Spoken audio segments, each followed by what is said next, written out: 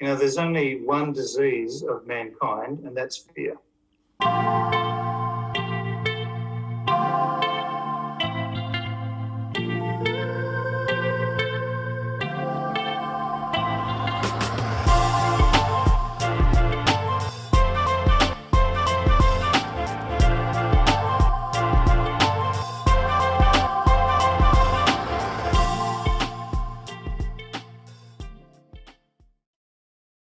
Welcome back to another episode of the Becoming Fully Human podcast. My name is Camille, and today I'm very excited to introduce to you Andrew Verity. Andrew is the creator of neurotraining, which is a kinesiology-based modality that has totally changed my life. If you know me at all, either in person or through social media, you know that I vow by this modality when it comes to my health and to solving problems in my life. I'll save the personal experiences, although we touch on them a bit throughout the episode, for next week's episode. I'll go deep, I'll share vulnerably how the modality has impacted my health, has impacted my relationships, has completely shifted the way that I navigate in the world, as well as my experience with their new projects. So Andrew and Robert Schur, his colleague, have launched Neurological Networks and a course called Adaptive Immunity. This course is what we feature in the second half of the episode. We go deep on how it works, why it works. And so the purpose of this course is to boost your resilience in the world. So instead of trying to make the world feel safe so you can feel safe in it, you elevate your internal resilience so that whatever's going on outside of your body really doesn't matter anymore. This is true empowerment. And I mean, we see the varying degrees of resilience in our bodies all day long. Some people are really affected by EMFs, others aren't at all. Some people have chronic parasite issues, others never had a parasite in their life. Viral infections is another very obvious and relevant example. Some people are chronically sick. Others never seem to get anything. So your internal systems matter so much. They actually matter way more than what's going on around you because stress is an inevitable part of life. Parasites, mold, fungus, EMFs, these are a part of the world that we live in, for better or worse. And so where your power lies is increasing your resilience. The course is meant to be done every day for 90 days, at which point you've actually retrained the way that your whole body works, your nervous system, your immune system, your respiratory system. It completely changes your neurology. And that's pretty amazing to me. So anyways, we get into all these different things in the podcast, the why, the how. And if you're interested in joining the course, you can click the link in the show notes for this podcast. I've also added a button on my website, www.becomingfullyhuman.ca. You'll find the Adaptive Immunity course button right at the top. I've also created a tiny URL, which is tinyurl.com/adaptiveimmune. Check out the course. I hope you enjoy the podcast. And if you have any questions, you can email me at contactbecomingfullyhuman@gmail.com. Enjoy.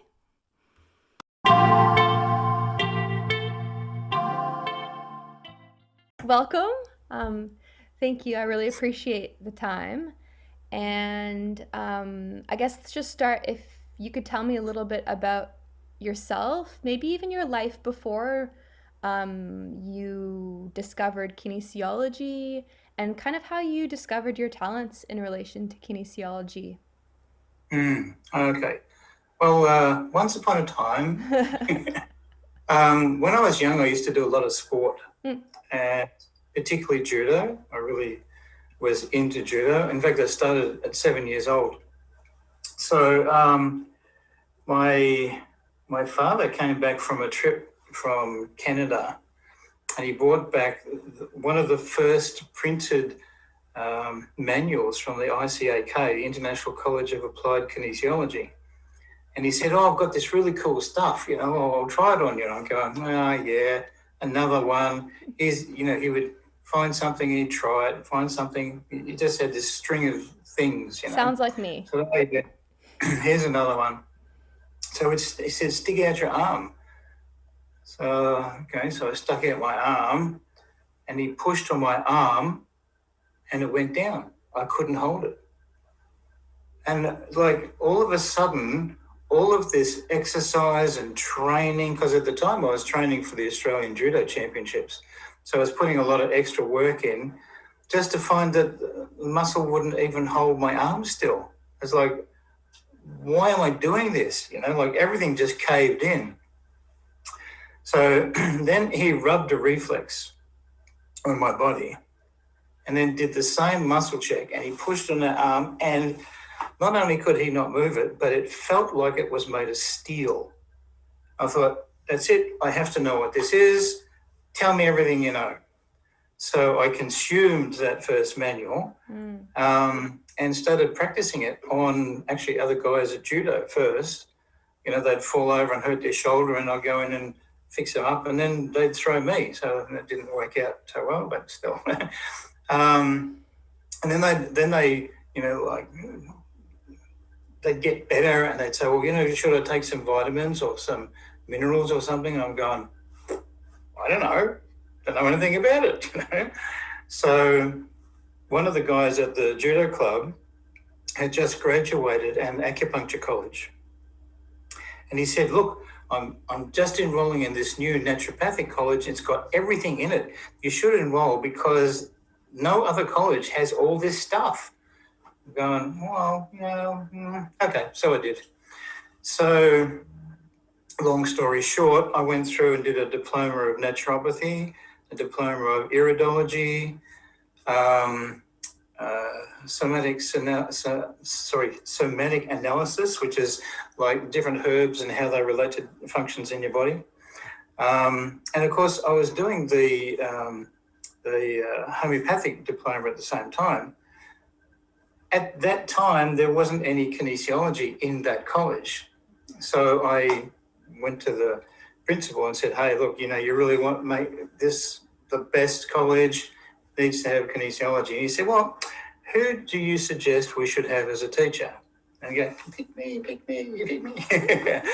So I started teaching in that college.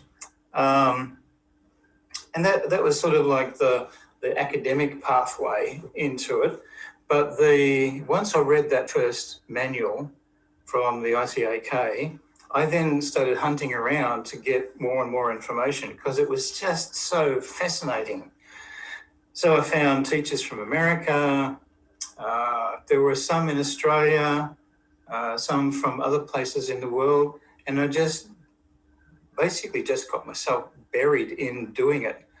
I was invited by a group of people who were working in Melbourne who were doing a thing called Touch for Health. And I'd never heard of it because I'd only done applied kinesiology up to that point. And they asked me to go and give them a lecture on what I knew.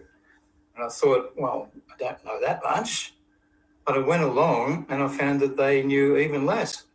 So I was showing them all this stuff and they were just blown away. And most of those people in that meeting became the foundation support for the development of Touch for Health certainly in Melbourne and also in Australia. But around that time that I found also that this phenomena, this kinesiology thing, was a very generalized term, and people were basically putting their own labels on what that meant and missed out on, I think, the focus of what it was, which is a phenomena called a change of muscle response, but how to use that efficiently was being misunderstood, misapplied, etc. So I started using it as a research tool to find out more about what's really going on inside and how to make that work better. And that changed everything, because then I realized, there are some things that were really good in kinesiology and there were some things that really should stay away from. And basically, it led to the development of neurotraining and a diploma of neurotraining, which is what we have now. Excuse me. So Oh, by the way, I won the championships, the judo championships. And that was one of the main convincers that I knew I was, on the right track. Because, like, this stuff is, at that point in my life, it was like magic, because I didn't really understand it very much. I'm still in that phase. Yeah, but it's good to keep that phase going, because you never be disappointed then. Yeah. Do you think you could elaborate a little bit for those that might not even know what kinesiology is? Kind of highlight it as a modality, and then how that differs from neurotraining. Like what leap is taken from just generalized kinesiology into neurotraining?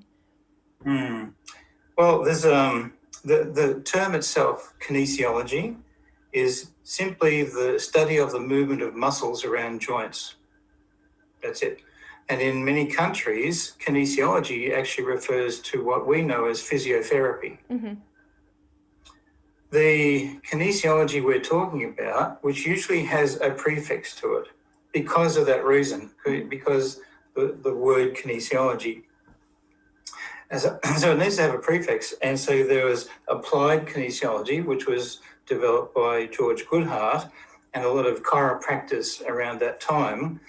And to differentiate that from kinesiology, physiotherapy, they call it applied kinesiology.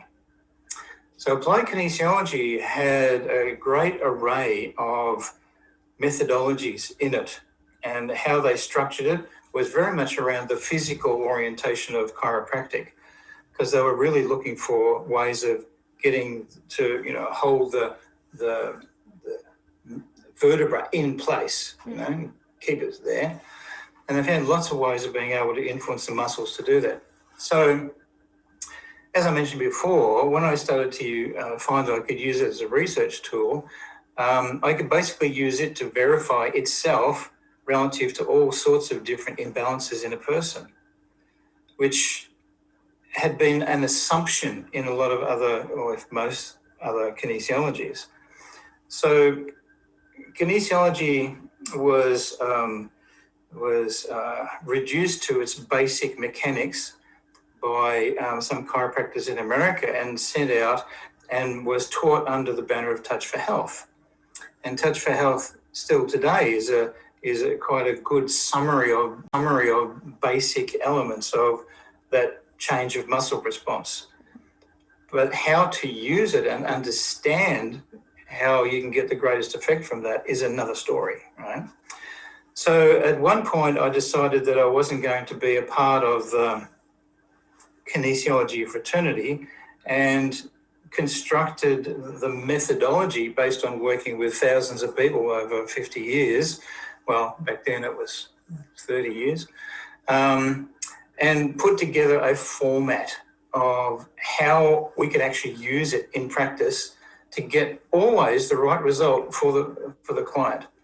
Because if I say this is kinesiology and you do that, and that, and the person will be better. Yeah, they'll be better, but they may not be the better that they need. Right? So we need to be able to find what a person needs for them. So I structured methodology using muscle checking to validate that, plus the experience of working with all those people to put that together, and that became neurotraining. So neurotraining is actually much more a modality of how we work, and the kinesiology side of it is a monitoring process rather than, the reason for doing it. Yep. Cool. Yeah. So I know there's the nervous system, respiratory system, endocrine system, immune system. I was initially going to ask you about the importance of the weight that the nervous system has, but maybe you can kind of talk about the relationship between the four and how it how you work with neurotraining to kind of influence, heal, balance a person through these different systems. To understand that, you have to understand a thing that we use and focus on in neurotraining, which is the process of challenge. See, the nervous system learns by overcoming challenges. Right? So if I push you, you're going to go backwards. So I push you again, you go back. I push you again, and you start to resist because you're learning that I don't want to be pushed backwards, right? So out of all of the systems, the one system that is monitoring challenge all the time is the respiratory system. Because just to breathe, you have to challenge the diaphragm, the lungs. That's like every time you breathe in, you're challenging your physiology. Then its reaction is how it knows to cope with that challenge. So that's what it's learned. So the innate understanding of challenge is actually built into the respiratory system. The other systems, the endocrine, the nervous system, even the genetic system for that matter, all of the different systems are how we modify our reaction to a challenge. So if I just quickly go back to the respiratory system again, the respiratory system has a huge array of compensatory processes that it uses to be able to measure and to adapt to change.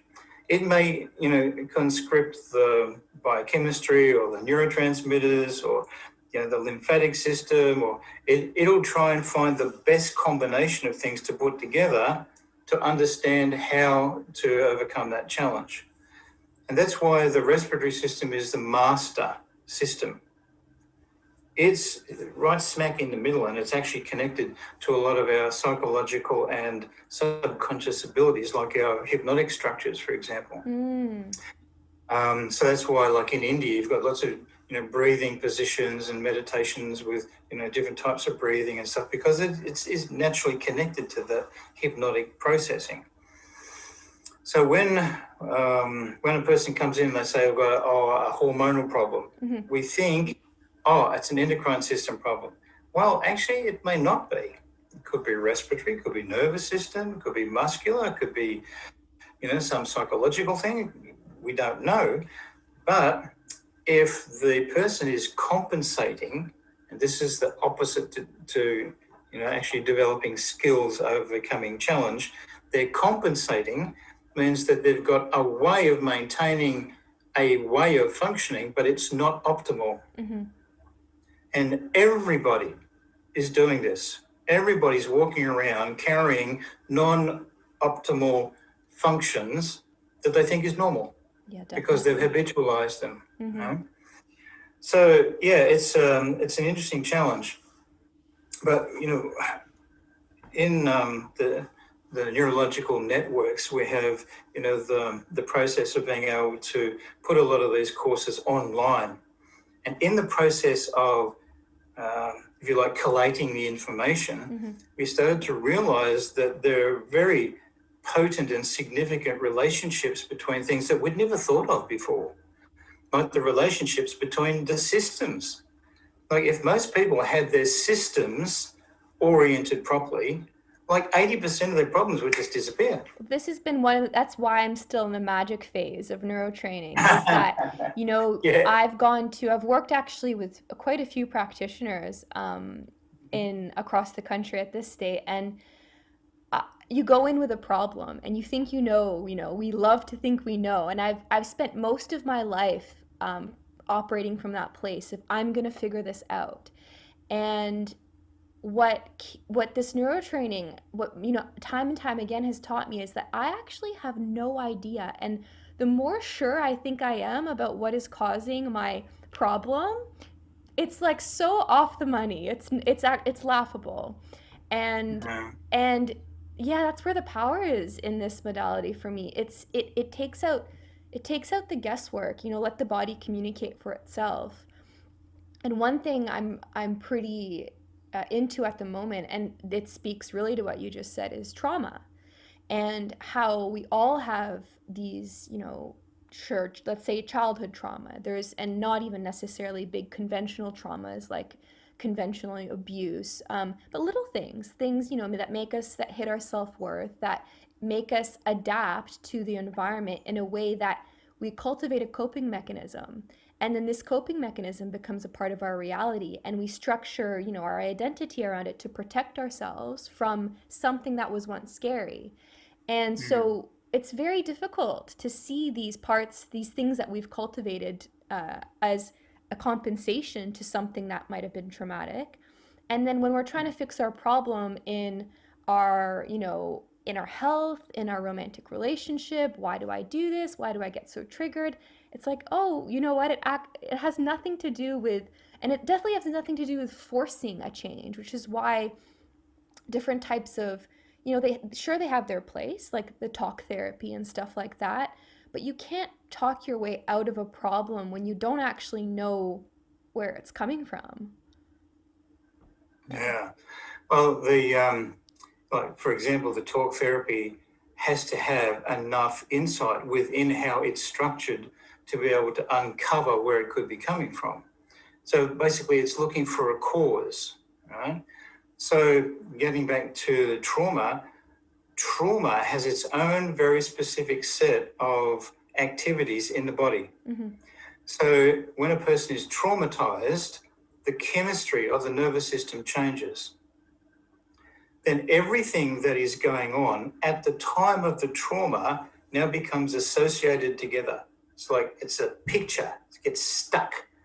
Now, we can't go through it because we're either in it or we don't know how to change it. So we learn how to go around it, and we adapt the best we can to having the trauma and still be able to function to the degree that we need to in society. Survival. But it is still there, Yeah. right? So this is primarily a nervous system problem, but it's related to hormones because of the stress reactions and so on. It's also related to circulation, and of course it's related to breathing. Mm. All these other systems are going to be a part of it.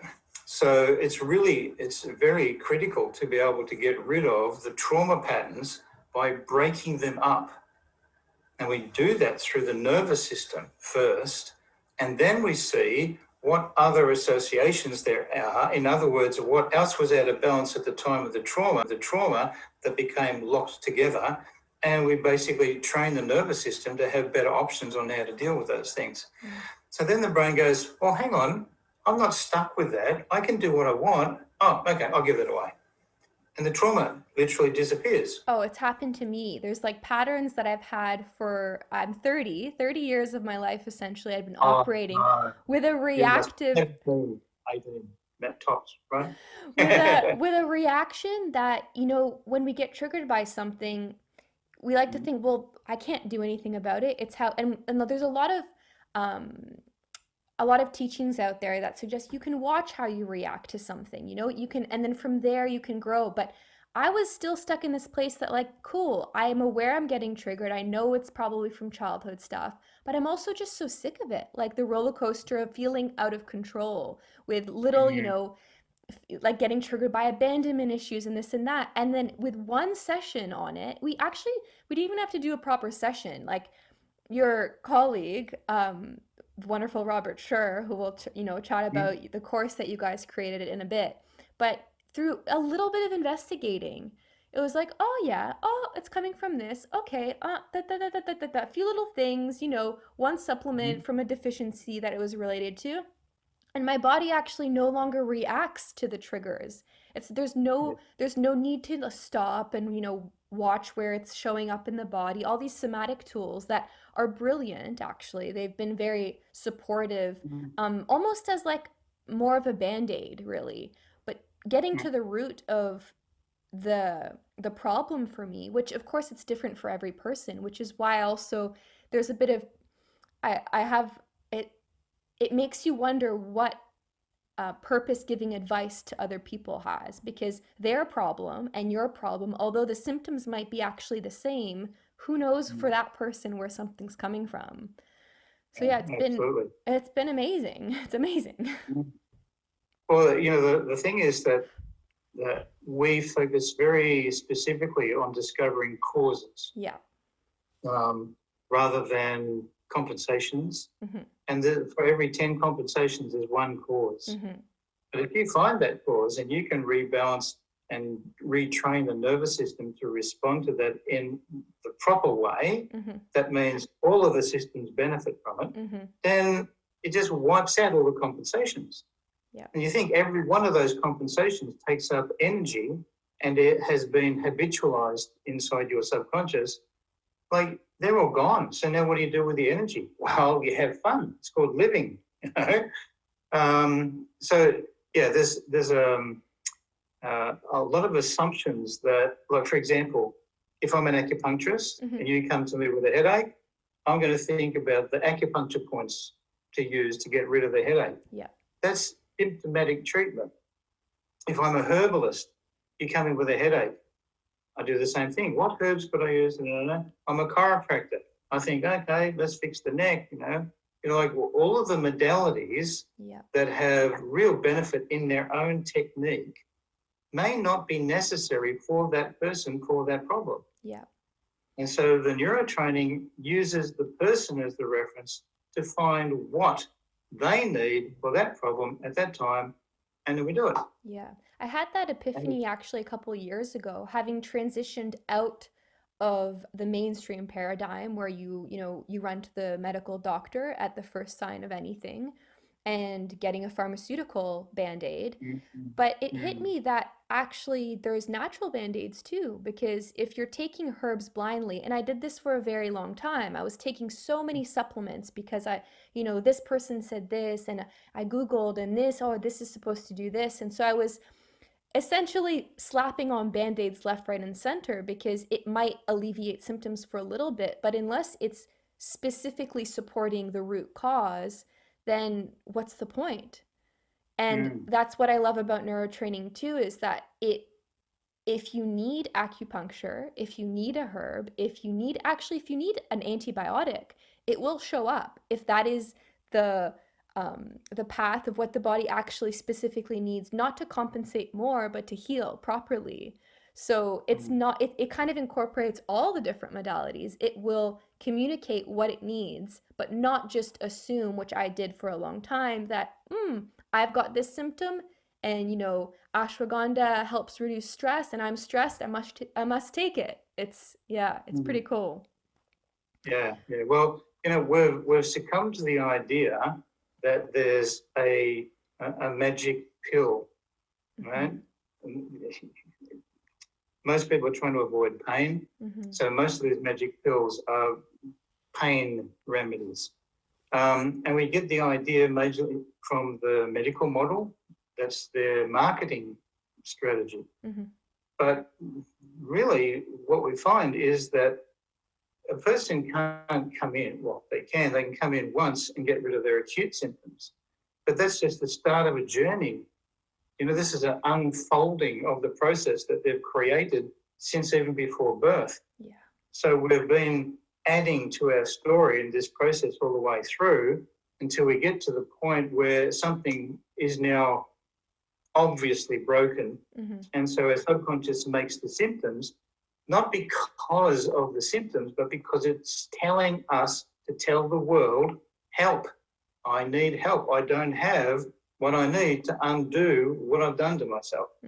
So the neurotraining gets in and it finds, and it works backwards from now, and it goes back through all the different processes that you've done to yourself and knocks them out. So that at every stage where you could have gone left and you went right, you can now go left. Right? You can literally reset your path. And in the process of doing that, get in touch with the incredibly amazing innate power that everybody has. And, like we talk about healing, but really healing is just an integration process. Literally all of those systems working together, you're invincible. You're invincible. Like nothing can touch you. I'll pivot slightly, although it's, of course, everything's quite related. You've written a book about stress, and a quote related to it is that inherited factors can be just as much a part of our stress response as the issues confronting us now. So change the response process, not the stress reaction or the stress itself. So could you elaborate a little bit on this and why and how we can change the response process to stress? Yeah, well, when we're threatened by something, what we'll immediately tend to do is to go back into our adrenal system and we'll reenact already locked in habitual responses to save ourselves. Mm. Quite often that has nothing to do with the brain. It's all instinctive and it's chemical. And people will live their whole life that way, basically burning themselves out. What creates those habitual responses in the first place is quite often concepts and ideas, patterns of behaviour that we may have even inherited, that we have no conscious connection to. And they create the patterns of response. We enact the patterns of response to protect ourselves. And so when we're confronted by a stress, we're working at that end of the process all the time. And we're never changing the original reference for it.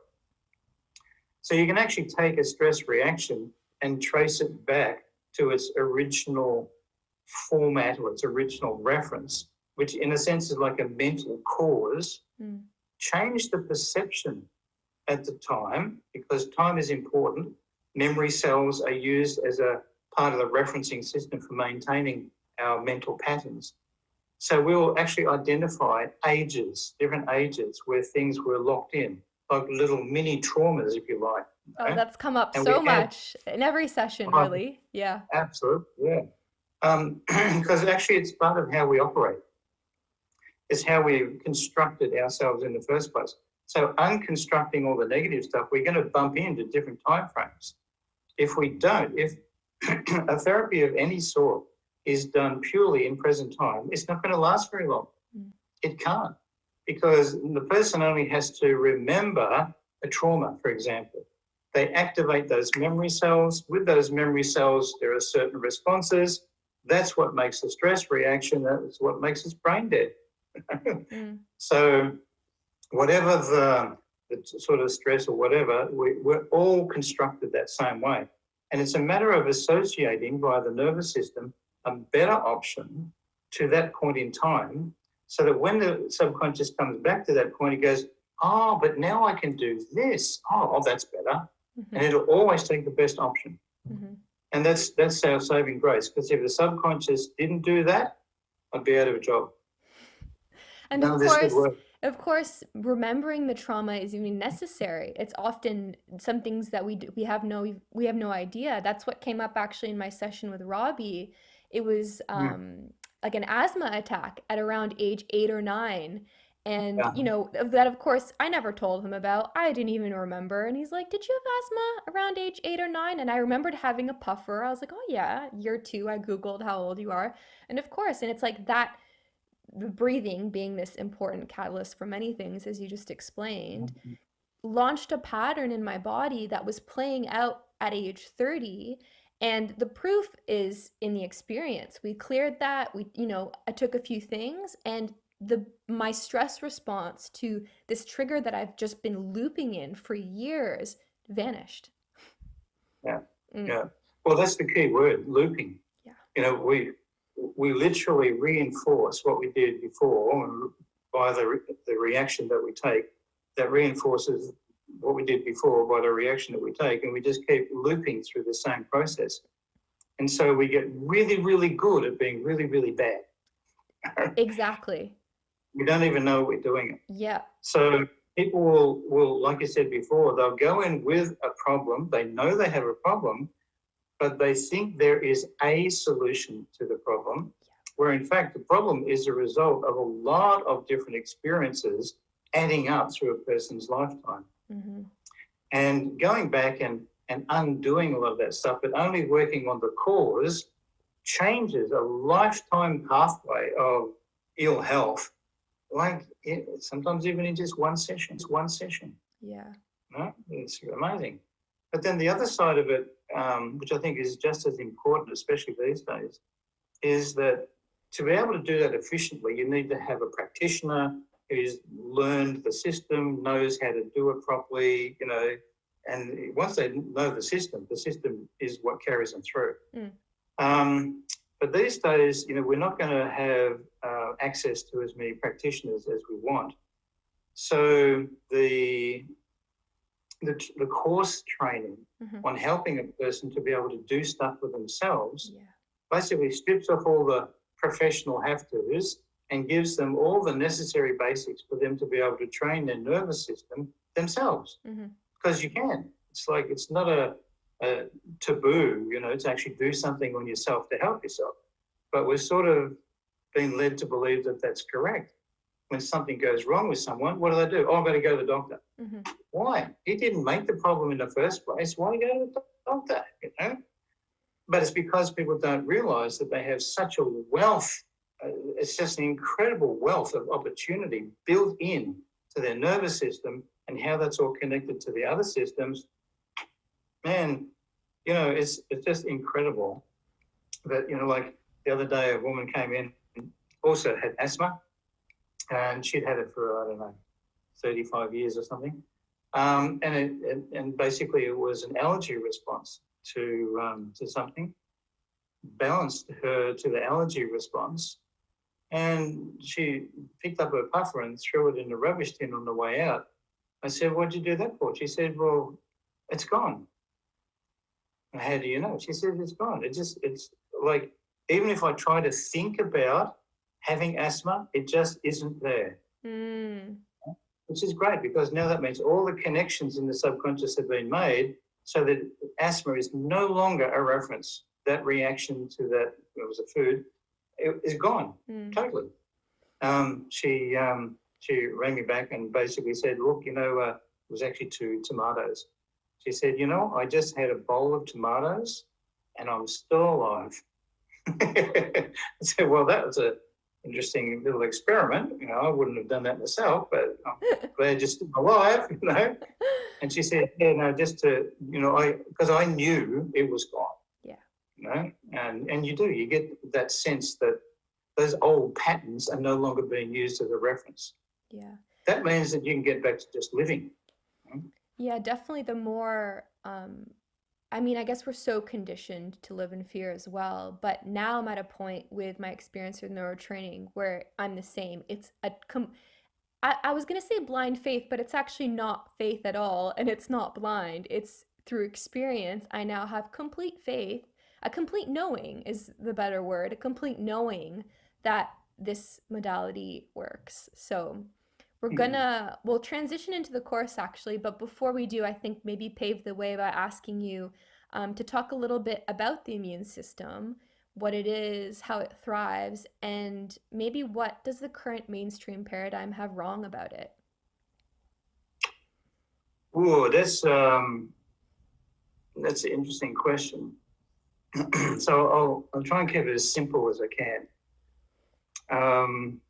We are a biological factory. So we're breathing in stuff all the time, we're eating stuff, we're drinking stuff. We need to be able to do that to feed our machinery. But there's not always clean food and water and air. So we get stuff in that actually we don't want to have. It can actually damage the machinery. So we have a system called the immune system, which is designed to identify those particles, if you like, that we get into our body that are not good for us. And that could be bacteria, it could be viruses, fungus, yeast, molds, all sorts of weird things that we can get in there. But our immune system is set up to have a number of different stages where it can monitor the progression or the effect of these things in our bodies. Now, this is a natural process.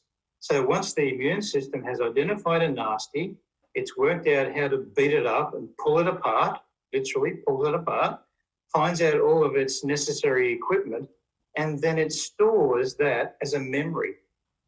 It remembers these necessary parts, and it creates antibodies to those things. So if those things get back into our body again, these antibodies can identify that really, really quickly, and we have a very quick response to those foreign bodies.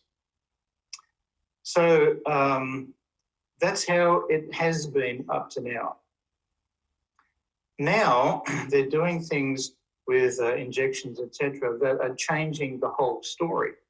Because now, instead of having the particles coming from the outside in, people are being trained genetically to produce these particles from the inside out.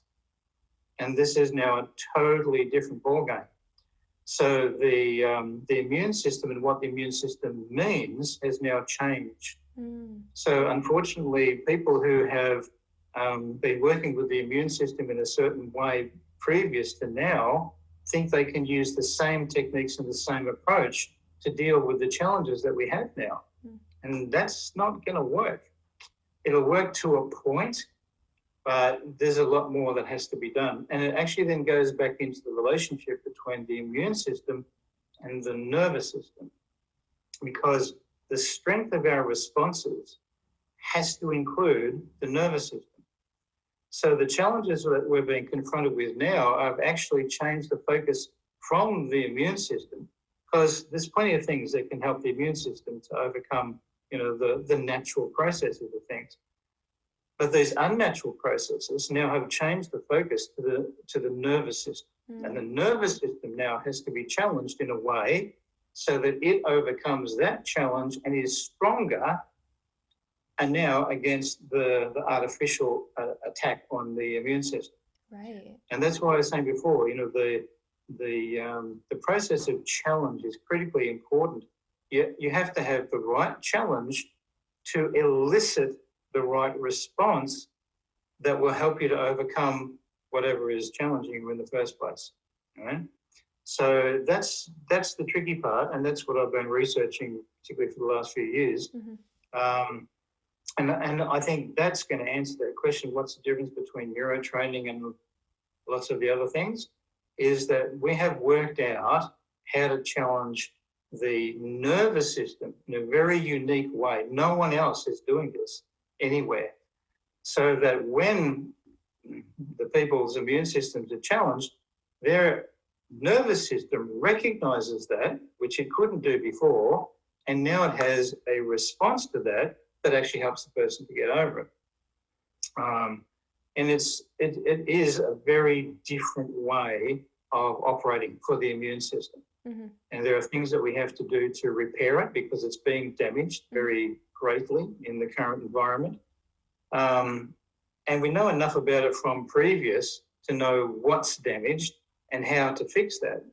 But it has to be done in a way so that the person becomes stronger from the experience rather than being, torn to pieces.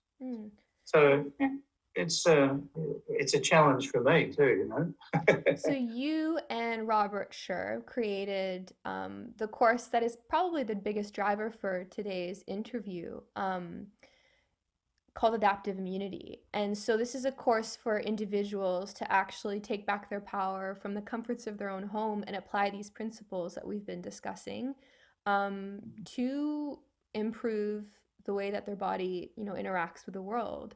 Can you tell us a little bit? I mean, you did just touch on it, but maybe more specifically in terms of the course of how adaptive immunity, how the course works? Yeah, there's a few components to it. There's obviously the neurological components, which are actual physical exercises that they can do to elicit a neurological response. That's one part. Then there's a frequency side of it, which we use frequency, like the energetic side of things, to challenge that neurological response to change the effect, compounds and strengthens the effect.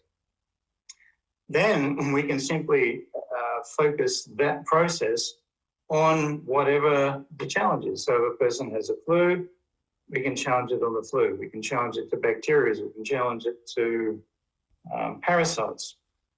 Mothers-in-law, we haven't got there yet, but we're working on it. Politicians, well, forget that. It's not going to work at all. But in the process of putting this together, there are sequences of events that people need to go through so as to create neurological pathways specifically designed for that process. Mm-hmm. We do that over a period of 90 days because in doing something over 90 days, it creates a neurological pathway that will be there for the rest of your life. Even if you never practice it after 90 days, it's still going to be there. Right? So there's quite a few facets of understanding how our bodies work that we've put together so that if a person actually does their exercises in the way that is specified, that immune system will become just so resilient and powerful that they could basically ward off anything and not even know that they've done it. Mm-hmm. So it is a training process. Mm-hmm. It's a very specific type of training to achieve a certain end result.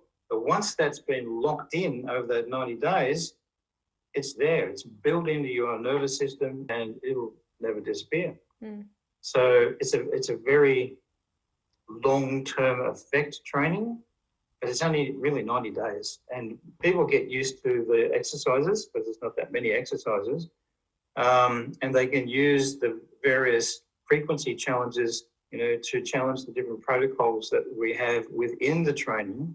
They just keep doing that for the 90 days, and the subconscious works out what the pattern is. Mm-hmm. And once it's got the pattern, we're in, done, fixed. So before I ask you the next question, I thought I would confirm, or maybe hopefully not deny, a rumor that I've heard that a member of the royal family in Kuwait headhunted you from your clinic in Melbourne to work on their family exclusively. Mm-hmm. Yeah, that's right. Yeah. So there was a big black Mercedes drove and parked out the front, and it was a chauffeur driven. I thought, that's unusual. And these two people got out and came in, and they had scheduled 2 sessions each over that day and the next day. So, I just treated them like a normal client. What's your problem? How are you doing? And at the end of the session, the woman said, well, I'd like to, actually, it was the end of the second session, on the second day. She said, I'd like to know what it would take for you to come to Kuwait and work on my family. And after the first session, when I got her name, I did a bit of research and found out that she was part of the royal family in Kuwait. And her friend was the top gynecologist in Egypt. Wow. So she just said, look, I'm going to visit this guy in Melbourne. Do you want to come? He said, yeah, sure. Why not? And he was blown out of the water, and he was impressed.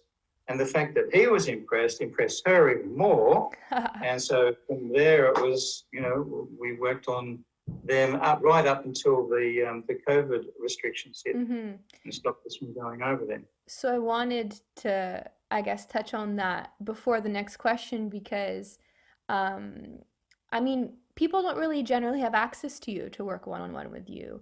I've known about your work for a very long time. As long as I've been working with neurotraining, and we've actually kind of joked amidst neurotraining practitioners that you're the guru's guru because, you've created this modality. And so it's not like someone can learn about neurotraining and then just rock up and get the guru's guru. But through the course, you're actually going to be offering live webinars, which is a part of the way that this course is structured, is that apart from what is already there, the content of the course, you and other people will be giving live discussions where people can actually ask questions and go deeper and get maybe more of a grasp on not only how the course works, but also how things interact.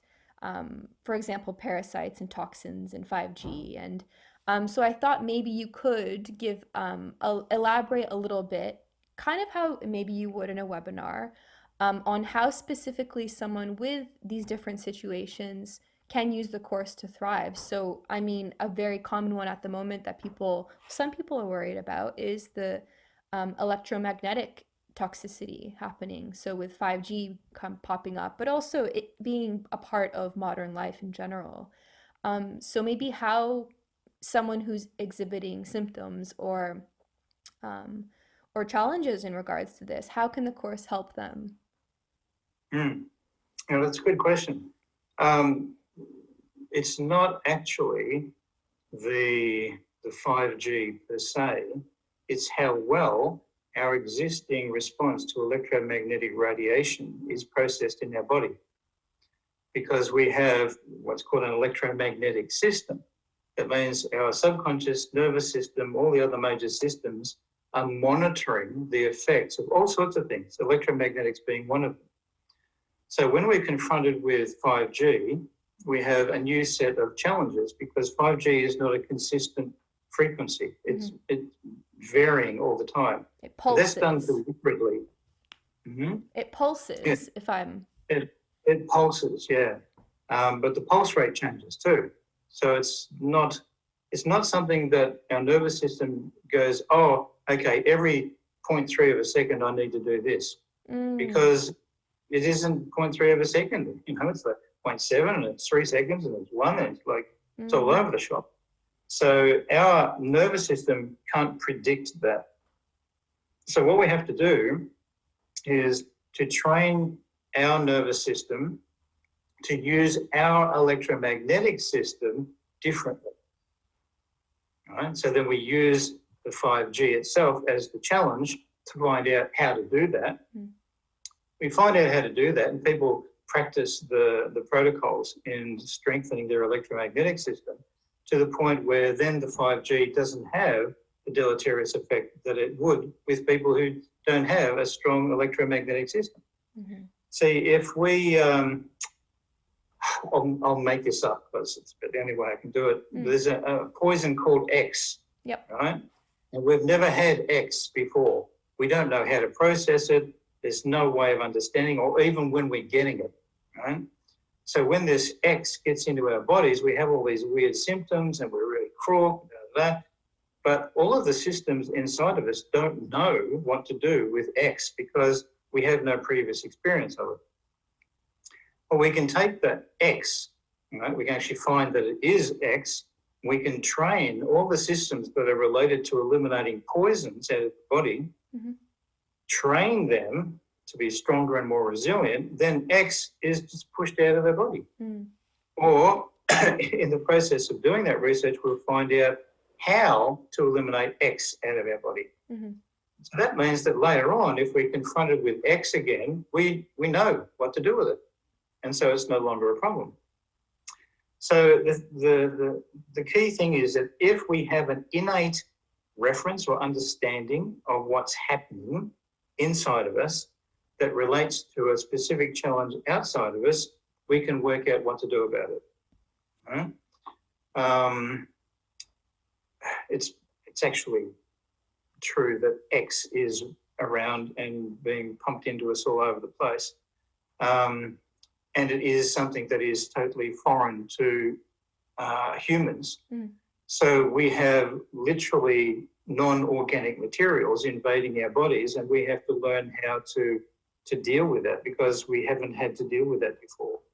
Unless you have a prosthesis or a plate put in or some mechanical device. And the doctors know that they have to go about doing that very specific ways because people can get infections, they can go into autoimmune response reactions, they can do all sorts of things. So yeah, it's actually the 5G is not that hard to deal with. 6G is going to be more of a challenge because it's a more powerful medium. They're very similar, but if you stick your hand in a microwave and can actually turn it on, you're going to cook your hand. So there are laws of physics that we have to take into account to help people to be able to overcome these things. And that's where a hypnotic structure comes in because it can make recipes with what's inside of us that we got no idea about. And yet it's connected to the respiratory system and that's connected to the nerves, the endocrine, it just has this snowball effect. So that's all part of what we're referencing. But we're not doing any one thing by itself. Yeah. Because we need things to be integrated. And it's that integration of the internal resources that makes us invincible. Like you touched on, the course actually has protocols specifically after the initial dealing of boosting the immune system. It kind of branches off into different things like 5G, like parasites, dealing with toxins, mold, fungus, stuff like that. Maybe you can touch on the difference between, say, the parasite protocol through adaptive immunity and the difference between doing a parasite cleanse. So that would normally use like clove and wormwood and, all these typical maybe supplements and habits that you do to get rid of the parasites. How does that differ from adaptive immunity doing the parasite protocol? Yeah, well, parasites are actually very interesting because they discover biochemical ways of convincing your biochemistry that they don't exist. Right? So they're very clever at doing that. And as soon as your immune system starts to discover them, they squirt out some more chemicals, and the immune system says, oh, no, that's all right, we'll go over here, and bypasses the parasite. So the traditional thinking around parasites is that there's an internal environment that's not correct. A person is harboring some fears or guilt or anxiety or stress or whatever, and they're holding that in a certain place in their body, and that is going to create a weakness in that area. And parasites will come into that area because they know it's easier to live there because of that environment. Now, there are some theories that say that the parasites are there to help us to clean up that weakened environment, which may or may not be true. But while that environment exists, those parasites have like an open invitation to stay there. Plus, they're telling us they're not there. Right? So they're the unwanted visitor who's come in the back door and is living in the roof, and you don't even know that they're there. And then they're right? puppeteering foods for them to continue. Yeah. There's, you're craving sugar and you think it's you, but actually these organisms that kind of take over end up puppeteering a lot of the things we do, the ways we react in the world, the ways we respond to stress, the foods we crave. Yeah, absolutely. Well, if they can produce chemicals to hide, they can produce chemicals to order the foods that they want. Like, oh, okay, some really like sugar, some really like spicy, some really like something else. So they just create the chemicals into the bloodstream normally that make you feel like you want to have those foods. But they will also become addicted to pharmaceuticals.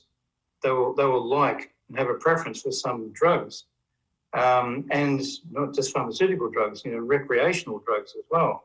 So they can produce the command sequence for you to want to go out and have another marijuana, or to have the symptoms that mean you get another dose of that medication.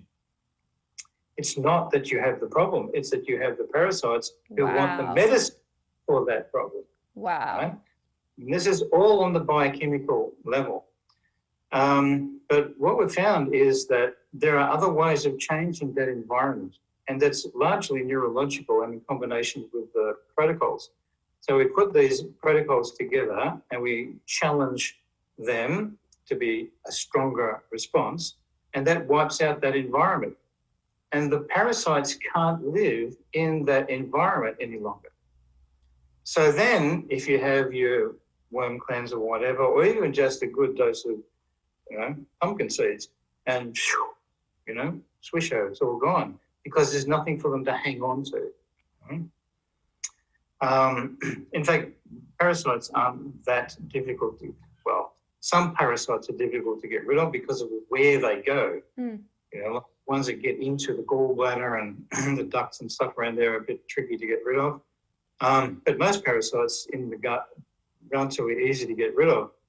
But just having the wormwood, etc., changes that environment at a biochemical level, but doesn't change it at an emotional level or a mental level.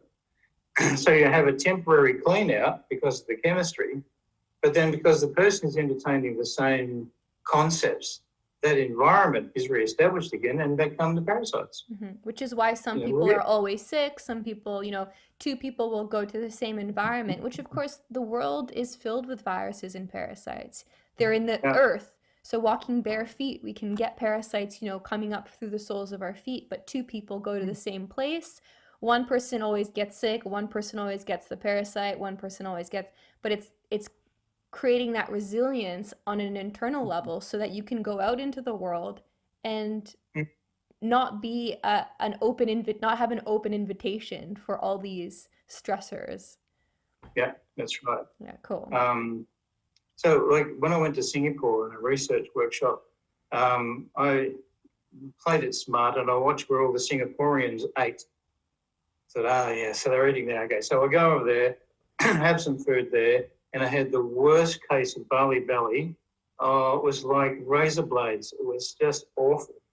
So after a bit of trekking down, I found that if I took some tea tree oil, that would fix it. So I took some tea tree oil, bang, literally in 2 hours, all the razor blades had gone. In another 2 hours, all the pain, all the diarrhea, everything all cleared up.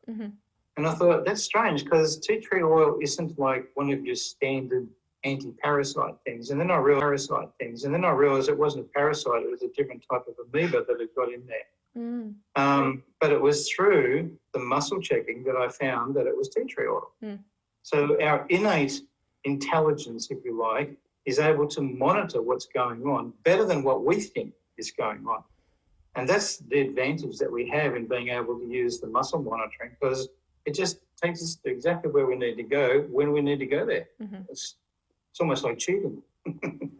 And so the course involves a lot of rubbing, tapping, holding positions on the body. Can you elaborate a little bit? And we've touched on it a little bit earlier, but now in the context of the course, what's happening when you do these different things? Maybe you could give the example of when you turn the immune system on, and you're doing the hands across the chest and then pressing on the pubic bone. Maybe you can kind of elaborate on what's happening, in the body. Why do we do these things? So to understand that, we use the analogy of the house that's burnt down. When a house burns down, you've still got the foundations and stuff. And ironically, when a house burns down, the chimney is still standing. You ever notice that? Weird. Anyway, so these remnants, right, have to be cleaned out before you can build a new house. So a lot of the body challenges that we're using are finding those remnants that are still locked into our habitual responses. And so clearing that stuff out becomes a double prong for us. One is it activates a subconscious awareness to the fact that it is there, but then with what else we do, that becomes associated in the process. And so then anytime that's activated, the whole process gets stimulated. So it's a reinforcement process. The tapping points, tapping areas usually have to do with spinal activity and the flow of the neurological networks that go through the spine. See, only a fraction of information gets up into our brain, because otherwise we wouldn't be able to think about anything, focus on anything, do anything. So instead of going up to the brain, it has a little shortcut and goes to the spine. And the spine has lots of little links, and it'll take the information somewhere else, stimulate another part of the body that it thinks will help. Unfortunately, that internal processing also becomes a habitual response to do the wrong thing. So the tapping of the spine actually helps to clear out those habitual responses that are not appropriate. And because we're doing it in a certain order, we're literally training the association of how it should be to the rest of the process. So it's a reinforcing again of the neurology and the brain's relationship to that. Then we have the frequency side of things that are more to do with challenging the pattern of the habit than the doing of the habit. So most of the first part is the doing of the habit, and we're basically training the person to build a new habit that is the right habit, and that then becomes compared. The good habit gets compared to the old one, and the brain says, that old one, that sucks. Oh, chuck that away. Mm-hmm. And so then it just does the good one, and it just goes on from there. That's after the 90 days. That's all cleared out. That's why we need 90 days to have that done. So the frequency side of it actually matches what we're doing there and breaks down the habitual responses that otherwise we're trying to get rid of just neurologically. But, our brain, even though we say it's a neurological machine, it's building, it's building patterns. The brain just makes and reads patterns. That's all it does, the whole of our lifetime. Then the nervous system uses those patterns to suit itself. Well, if you've got a bunch of bad patterns that it's created over the time, you're just driving yourself into the ground instead of making yourself bigger and stronger and better. Mm-hmm. So the frequency challenges to the protocols actually break down the old bad habits and replace them with a more appropriate, better habit. Mm-hmm. And again, reinforces the construction of these good habits. So basically, we're just changing a person from the old habits to new good habits in whatever area. Cool. We touched on the concept of challenge a few times, actually, throughout the interview, but could you explain how the challenge cards works, and how they play into the concept of challenge with there's different challenge cards for different situations. Yeah, maybe just touch on that a little bit so people can know what the cards are all about. The challenge codes are those frequency challenges that I was talking about. Mm-hmm. We have some way of carrying the frequencies, and you can put these cards on your body. And we've worked with this concept before with things called enoptics, where you have a particular problem, and we put together the frequencies to counteract that problem, and your subconscious does the rest. We're not doing that. We're not working on a problem. What we're doing now is we're challenging with frequencies the effect of the protocol. So instead of trying to find an answer to a problem, we're actually finding a way of challenging part of the solution, right, with frequencies. And the frequencies are put together in these challenge cards. So everybody needs to start with the first challenge card because that sets up the system, basic immunity, the immune system gets up and running, right? Then other cards that follow, you can actually do in whatever order you want, unless you're told otherwise, to extend the utilization of the protocols to certain areas, like whether it's for parasites or for bacteria or for mothers-in-law or whatever it is. Right? So, so you have a set or a group of different cards. Mm-hmm. And in the course, you get 3 cards, basic primary cards. If they want to take it further, they can actually buy more cards and extend their immune ability. Because the immune system is always learning, right? And once we've got the basics established of what it has to learn, it will learn most of the rest itself because that's its job.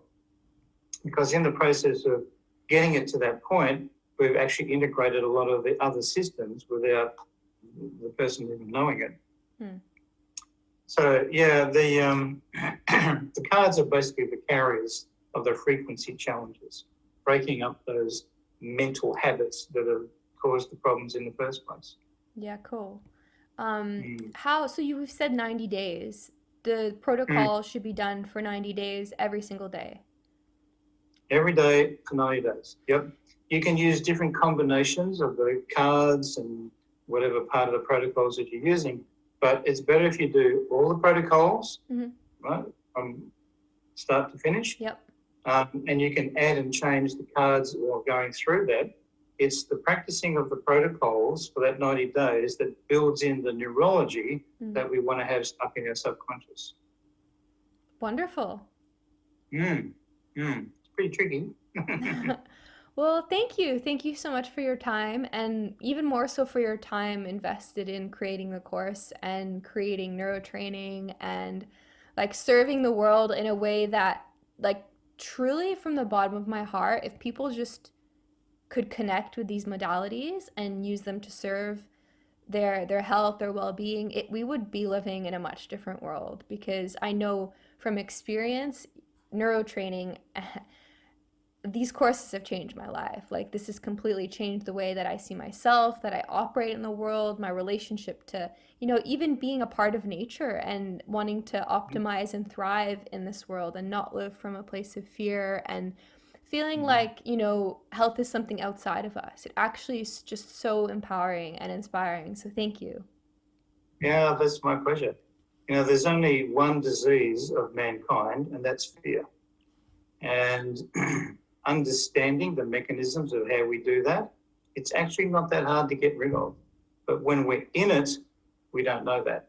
So these sorts of trainings and protocols actually help us to become aware of what's inside of us so that we can overcome and literally destroy the fears that are destroying our lives. I hope you guys enjoyed that episode as much as I did. I hope you're feeling empowered and inspired. And again, if you're interested in checking out the course, you can visit tinyurl.com/adaptiveimmune, or you can find the link to the Adaptive Immunity course on the main page of my website, or you can just hit the link in the show notes for the podcast. I'll see you next week. Bye.